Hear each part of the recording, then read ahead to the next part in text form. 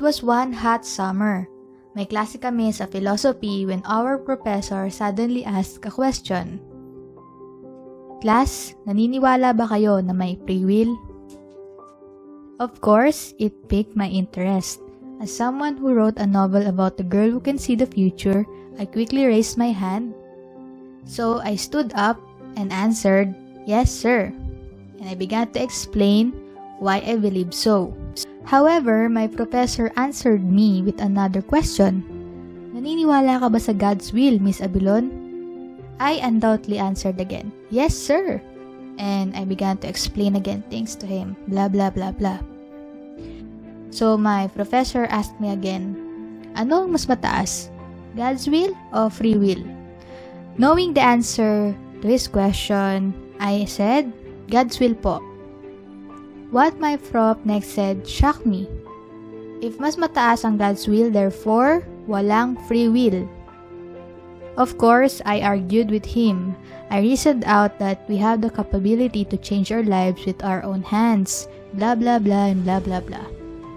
My professor suddenly gave an example. Years ago, his mother was diagnosed with a terminal illness. He prayed and then he prayed, but all of his efforts were in vain. His mother died according to God's will, sabi niya. That was the moment I gave up arguing with him because he has a point. Simula noon, hindi na ako nilubayan ng tanong kung may free will ba tayo o wala. Hi, this is Demi. Welcome back to my YouTube channel. This is The Future is Ours, Episode 1. One of the most controversial question na hanggang ngayon ay pinagtatalunan pa rin ng science at religion ay ang free will versus determinism. Earlier, I told you a real-life story about my argument with my professor during philosophy class. And sa mga questions niya kasi talagang nalito ako. And feeling ko, kailangan ko ulit aralin yung mga akala kong alam ko na. So, after seeking and reading so many books is na-realize ko na hindi naman porke mas mataas ang God's will sa free will, ay wala na tayong free will. As a matter of fact, katulad ng sabi ko ng episode 0, God gave us the gift of free will to be a co-creator with Him. Kaya nga, among God's creatures, man ang superior because of our brain's capacities, like we have the reason, creativity, logic, and etc. Because there are two types of will, individual and divine. One that is personally empowering, and two is beyond ourselves. In short, free will and God's will are just both sides of the same coin. It's a spiritual paradox. We need to exercise our freedom to choose using our personal strength, and at the same time, we must also be able to give up and to surrender to higher power. Meanwhile, there's a concept that threatens or challenges our free will. Walang iba, kundi ang determinism. To shortly define determinism iyon yung konsepto kung saan ang lahat ng bagay sa mundo ay nakatadhana ng mangyari. Kumbaga, all events in the future are predetermined. Wala nang magbabago. Sinasabi rin sa determinism na illusion lang yung free will dahil ang lahat ay ginogovern ng dalawang klase ng forces, which is external forces and internal forces na nag-i-influence daw sa behavior natin, which states kaya wala tayong free will. One of the best examples palagi sa concept ng determinism ay yung toss coin. So, when we toss a coin, usually pinapredict natin kung tao or ibon, and we believe that this kind of things are just random, but it's actually not, because when we compute the velocity and etc., mape-predict natin kung ano yung babagsak, kung tao ba or ibon. All of the events somehow in the universe are predictable, and so that does conclude na tayo ding mga tao ay predictable, yung mga behaviors natin ay dinidiktahan ng mga external and internal forces. Now, the really big question, do we really have a free will? May free will ba talaga tayo? Kung nakikita natin ng hinaharap, wala na ba tayong paraan o magagawa para mabago ang mga mangyayari? Pero, alam nyo, yung naging debate namin nung professor ko sa philosophy, tumatak siya sa akin. And ang tinuro sa aking lesson ng prof ko is, above all, God's will is the highest. So, kung meron tayong free will, mas mataas pa rin yung God's will. Kumbaga, may mga bagay kasi na kahit na gustuin nating mangyari, na kahit anong gawin nating pagpasumikap, kapag hindi yun pinermisuhan ni God na mangyari, hindi yun mangyayari. We all have different points of views and belief kasi lahat tayo, iba't iba tayo ng paniniwala mula sa relihiyon, beliefs, and yung kung ano yung kinalakihan o kasanayan natin. Isama mo pa dyan yung mga superstitious beliefs. Lalo na mga Pilipino tayo, marami tayong mga pamahiin. But, to not make things complicated, isa lang lagi natin tatandaan. Katulad ng natutunan ko sa professor ko, that above all, God's will is always superior. So, gato ang na-analysis ko kinreate ni God ang mga, sinong nag-create ng mga physical laws? Sino ang nag-design ng universe? Sino ang nag-create ng mga natural laws? Sino ang nag-assign ng mga ganyan? It's God. In science, language, or more on agnostic view, medyo awkward gamitin yung salita ng God. May ginagamit sila ng creative force, the higher intelligence, maraming term kay God. But the bottom line is, God is someone who is really, really powerful na. He is very incomprehensible, sa totoo lang. What we humans fail to do is to define Him. We define Him in a more human way. Ginagawa nating, ni-humanize natin si God, which is actually He's not. Kasi, for example yun, we're using the word He, and kaya most of us think that He's a He, literal na lalaki siya na may balbas or what.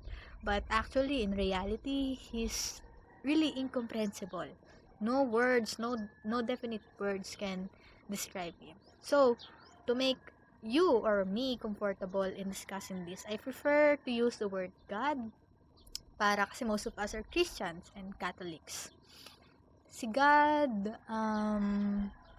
sinabi ko kanina, si God yung nag-create ng mga particle laws, physical laws. So, therefore, kung binigyan niya tayo ng free will, and He gave us a chance to be a co-creator with Him, or even if we're living in the world of deterministic world, we're still capable of making change, or making something different, or making something something that can spark change. Ibig sabihin, hindi naman porket may mga physical laws na nag-exist sa universe, wala na tayong magagawa. Though there is a higher power, or si God, may mga pagkakataon na may binibigay siyang problem sa humanity na minsan hindi na natin control. May control tayo kung paano magre-react, kung paano mag-iisip, kung paano yung gagawin sa mga bagay na yun. Katulad na lamang ng mga kasalukuyan na dinadanas ng humanity ngayon, which is the global pandemic that we are currently facing. Is it beyond our will? Of course, we do not have the power to change it, or to do something about it. It's actually beyond our will kung ano yung nangyayari ngayon sa mundo. But we are responsible for how we react, how we think, and yun, dun nasusukat yung kapangyarihan ng choice natin at free will natin. Kasi ang gusto ni God, maging creators tayo along with Him, na inspired sa love and grace. God gave us the gift of free will to make choices, to grow, and to evolve. So you have to ask yourself, am I exercising my free will? Or am I just being constantly pushed by life? Try asking yourself kung palagi ba akong naapektuhan ng mga external conditions, ng mga opinion ng ibang tao, o ng mga pangyayari sa labas. Wala ba akong control sa emosyon ko, sa sarili ko, sa isip ko, sa thoughts ko, and everything? I'm going to admit na during those time na nagde-debate kami ng prof ko nung philosophy class, parang na-trigger ako dun sa thought na pinapamukha niya sa akin na wala akong free will, na Miss Abilon, wala kang magagawa. Wala ka nang magagawa para sa inaharap mo. Kasi sino ba naman yung matutuwa nun? Ikaw ba matutuwa kapag sinabihan ka na, dear, wala ka ng choice, ganyan na yung life mo habang buhay. So, suck it up. Di ba hindi? That's what I'm actually feeling right now because you have to admit yourself that you hate it too, that being told na wala na tayong magagawa. Because that really sucks, right? So, what I'm thinking is the cure and weapon against determinism is awareness.